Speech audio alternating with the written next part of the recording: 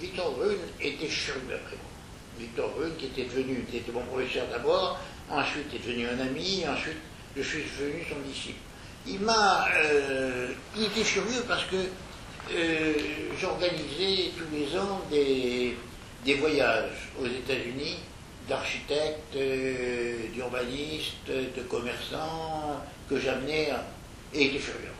Il était furieux après moi parce qu'il me disait mais pourquoi vous faites ça? Je dis regarde, moi en regardant mon histoire, j'ai vu votre centre à Edina et je me suis inspiré, je me suis contenté de copier ce que vous avez fait à Edina et par conséquent je veux leur montrer, vous leur donnez une mauvaise idée de l'avenir.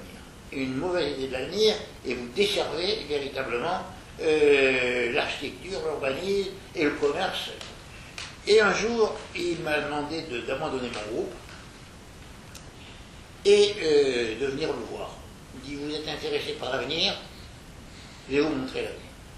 Et là, je suis allé dans son atelier, et dans son atelier, il m'a, pendant 1 heure, il m'a, de planche à dessin, il m'a montré sur quoi il travaillait. Et ensuite, il est rentré dans son bureau, il a fermé la porte à clé. Et il m'a dit, Jean-Louis, où est l'avenir? Dans le centre commercial que vous avez vu hier, ou véritablement sur les planches à dessin que vous allez voir? Victor, je vais vous dire, il n'y a pas de doute, je comprends exactement ce que vous faites, je pense véritablement que la voie que vous tracez est la bonne. Alors il me dit, Jean-Louis, qu'est-ce que vous voulez devenir dans la vie? Est-ce que vous voulez devenir un créateur ou est-ce que vous voulez devenir un pompeur? Je dis, Victor, regardez, je voudrais bien être créateur, mais faut-il en avoir le talent? Il m'a dit, vous savez où est l'avenir?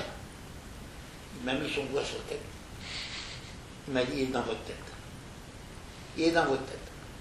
Je vais vous dire, vous dites à tout le monde que vous avez copié mon centre de Southdale.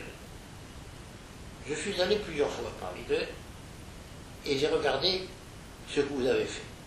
Et je peux vous assurer que d'avoir mis, alors, à parler d'eux, vous avez mis le premier multiplex européen. Ça n'existait pas avant. Il n'y avait pas en France. C'était parler d'eux avec 5 cinémas, parce que Jerry Lewis avait fait 2 cinémas côte à côte. Ensuite, vous avez Stan Durwood, le créateur d'AMC, qui avait fait 4 cinémas, et j'ai voulu faire 5 cinémas à parler d'eux, parce que je pensais que j'étais tout le temps passionné. Vous avez vu l'exemple d'Élysée 2 avec un cinéma, je voulais faire 5 cinémas, c'était le premier multiplex, pas français, européen également.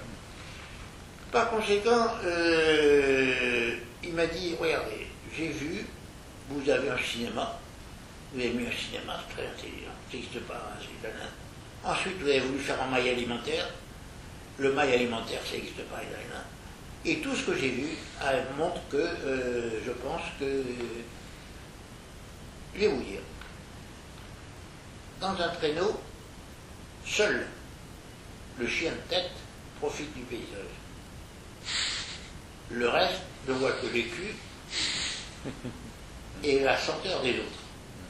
Par conséquent, vous, si vous voulez véritablement vous être chien de tête, à ce moment-là, oubliez l'exemple américain. Oubliez tout ce que les gens pourront vous dire, tout ce que vous avez déjà appris. Il faut faire ce que eux-mêmes faisaient. Et travailler comme vous ressentez. Je vous fais confiance, je suis sûr.